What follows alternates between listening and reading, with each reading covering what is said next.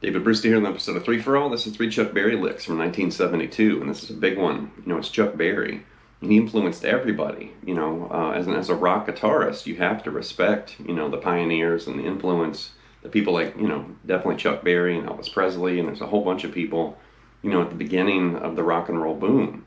And I know a lot of people consider Elvis Presley the king of rock and roll, and they consider, Chuck Berry the father of rock and roll, but I consider Chuck the king. I mean, he was just dripping with style and class, and he had the moves, and he had the songs, and he was a singer, obviously a lyricist, and also, played guitar like ringing a bell, of course. But, essential, very, very important, influenced everybody. The Beatles, the Stones, Hendrix, everybody loved, Chuck Berry. And he hit the scene in 1955 with the song Maybelline, which was a #1 hit, like on the R&B charts. I think it hit like 5 or 6 on the regular charts, sold over 1 million copies. A huge debut. And then followed that with Roll Over Beethoven and rock and roll music. Eventually, Johnny B. Goode in 1958. And it continued in the 60s. And then by the time the 70s came about, you did have these big comeback kind of tours and specials. Elvis did one. Chuck Berry definitely did rounds of these kind of comeback, tours. And a lot of it was based in Europe, in the UK and in Germany. And he definitely found like a second wind, or a new audience. And that's where some of these licks are going to come from. I think it was actually a performance in Germany. But we're going to look at some double stops and bending and some kind of trademark, Chuck Berry moves in this lesson. Very important and essential, like I mentioned earlier. But really, this is where rock guitar kind of came from. So here we go.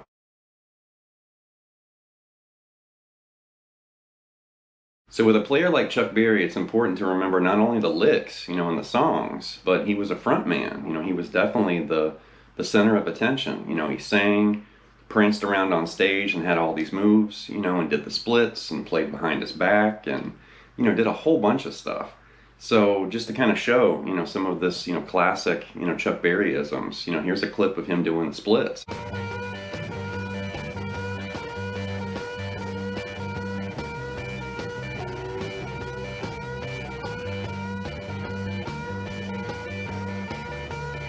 And the concert where these licks came from, I watched the whole concert. It was like 90 minutes, like 80 or 90 minutes long. And I mean, he did it all. He did the duck walk. He did everything. Here he's playing a shoulder solo where he's got his guitar up on his, his right shoulder, playing lead. Check this out.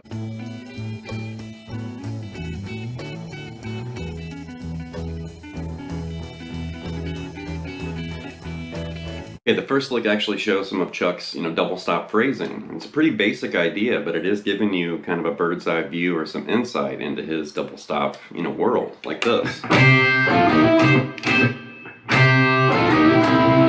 One more time. Now after this lick, we're going to dive into double stops, pretty heavy. But just to get started here, we can actually look and see we're in the key of C, or C7.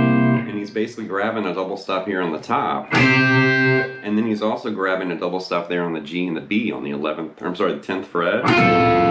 Grab the 8th fret there on the G and the B, and then hammer on this E note right there. So you're kind of flirting with the minor and major third, which is really common in blues and rock and funk and tons of styles of music. But we're just basically changing that minor third E flat to E natural. And then go back to that double stop on the top there. And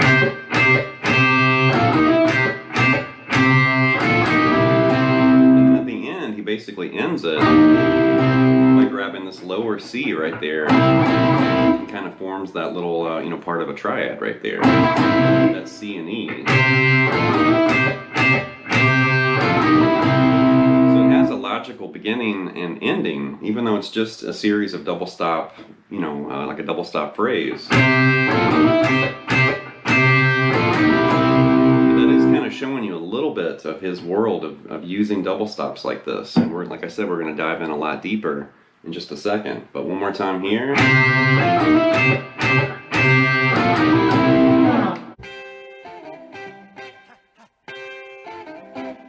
Okay, for some insight into Chuck Berry's, universe of using double stops, let's just stay in the same key, C or C7, and let's target, C minor pentatonic right here, the box.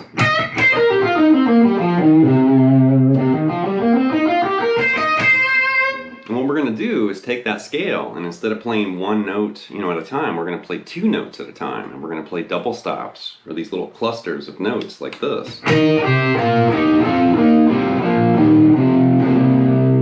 I guess you could think of that as like a double stop highway, I guess. And we're just taking that scale and doubling up, 2 notes on 2 strings,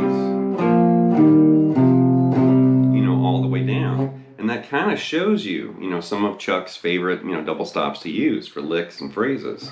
And that's just the pure minor pentatonic, double stop grouping. And then he also liked to use the hybrid pentatonic scale sometimes. And that would be right here in the key of C. Instead of doing this, the hybrid pentatonic would be right here. We're adding the flat 5, we're adding this A note right there, also this D, so the 6th and the 2nd in there too, like that. And then if you think of those as double stops, you can kind of turn it into little phrases like that. And then what Chuck was doing in that first lick, he was kind of flirting with this E flat to E move, which is very common in blues and rock and funk and lots of styles of music. But he's kind of playing with the top part, and he also played with the bottom part down there. And it's interesting to see how that fits. In this little double stop highway. That hybrid highway. You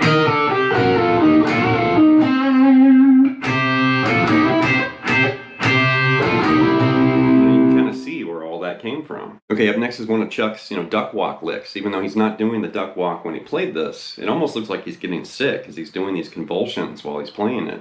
And we're still in the key of C, but it's something like this.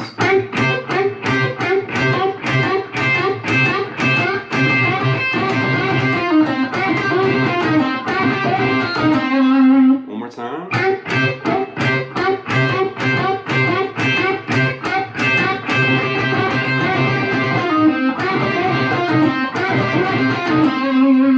So it's crammed in there, especially that last part, but we're really just doing this really staccato, bending phrase, and that's his signature, duck walk lick.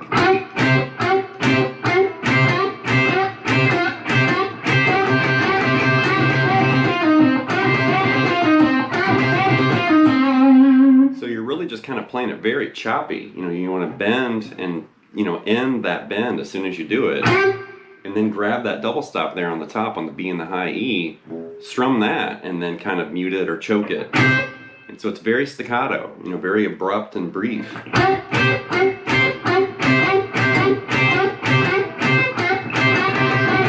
Then eventually he starts doing doubles on those double stops. And then he starts doing this really frantic, where slowly he's just doing this. A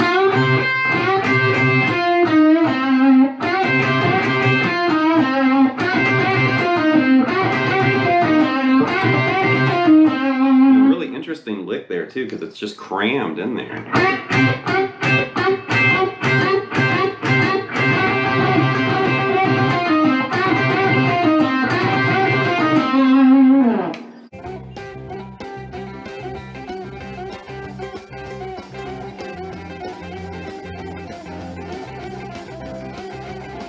The next lick's this funky slip and slide idea, and he's using sixths, where he's kind of skipping, between the D and the B string right there. It's something like this. One more time.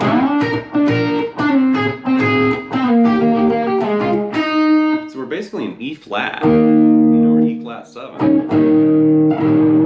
And he's basically sliding into this D note and then grabs this B flat right there.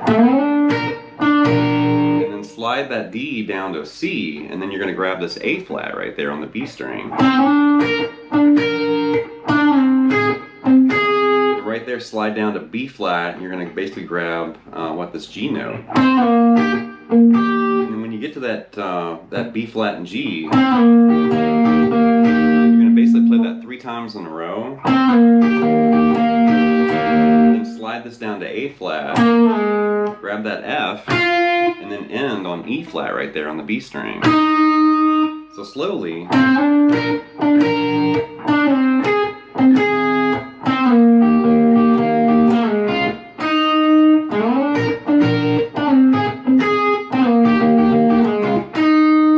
Just a cool, phrased riff. It's very simple, just those sixths. It kind of reminds me of something like Steve Cropper would do.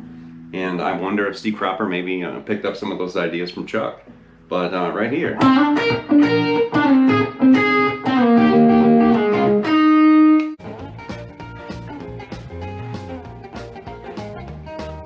The next lick's another signature, Chuck Berry phrase, and this is very similar to what you'll find in Johnny B. Goode, the intro, the very famous intro from that song. And this isn't Johnny B. Goode, but Chuck did kind of recycle and reuse, some ideas from that Johnny B. Goode intro. I guess he felt like, hey, if it worked once, maybe it'll work again. And he kind of used that as a springboard for other songs, in a way. He would modify it or change the key or change the licks. But, if you start flipping through, some Chuck Berry music, you'll hear it, where you're like, hey, that almost sounds like Johnny B. Goode, but it's a little different, kind of like this.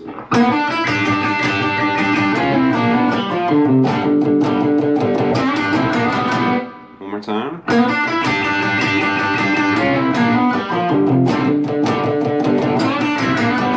So right there, we're in G or G7. And think of everything we kind of talked about so far, because he's opening with this lick. And that's very similar to what you'll hear in Johnny B. Goode, just in a different key. And then we're grabbing this double stop there on the B and the high E, and you're going to play triplets, and you're going to do it 4 times. But you only want to accent the first 3, like this. Like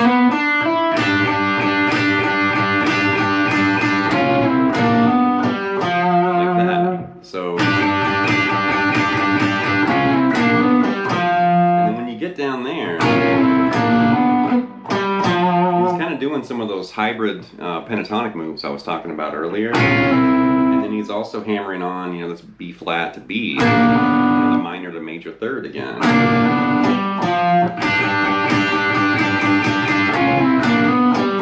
and then right there grab a double stop on the 5th fret on the A and the D, this D note and G note, play that together, and then you're going to end with this. So right there, grab C, bend that up a whole step. Then you're going to grab that double stop on the 3rd fret on the B and the high E again.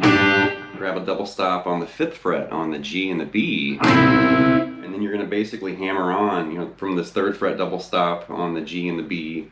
And you're going to change that B flat to B. And then you want to end with this little piece of G right there, the G note and the B. Like that.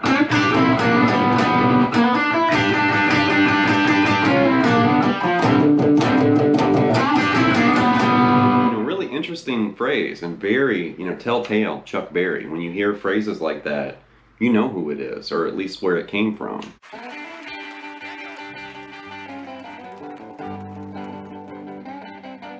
I'm not really sure what I'm doing here because I already gave you a bonus lick, but here's a double stop ending from Chuck, and we're at the end of the lesson, so I guess, I just wanted to add this. It's a very famous ending too, and you can hear, this in other songs from other guitarists, and I guarantee it came directly from Chuck Berry. But like this. One more time. So we're still in the key of G, and we're basically doing double stops all the way down this ending. So slowly we're doing.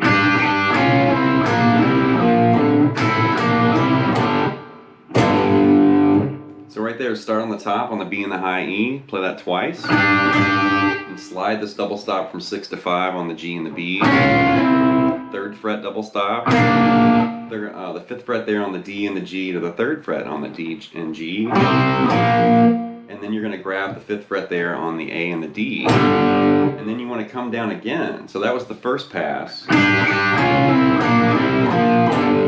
then go back up to the G and the B and come down like this.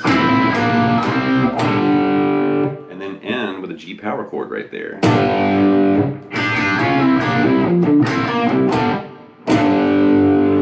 Very very signature, ending phrase from Chuck. And like I said, you can find that in other songs from other guitarists too. Very influential.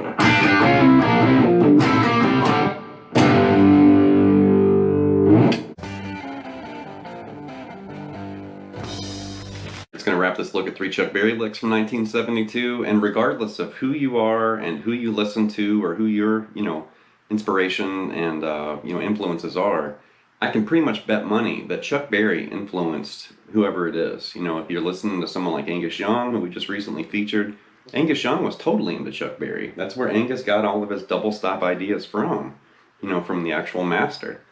But, it's one of those things where it was long enough ago, you may not be able to directly hear or see, his influence. But if you start tracing these things back, and maybe your favorite guitarist was influenced by Clapton or somebody, who was in turn, influenced by, blues guitarist, and obviously definitely Chuck Berry.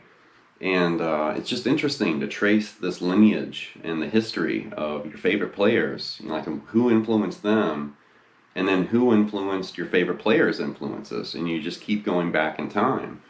And a lot of roads lead directly to Chuck Berry because, like I said, he paved the way. He kind of showed everybody, hey, here's an electric guitar, this is what it sounds like, and this is what you can do with it.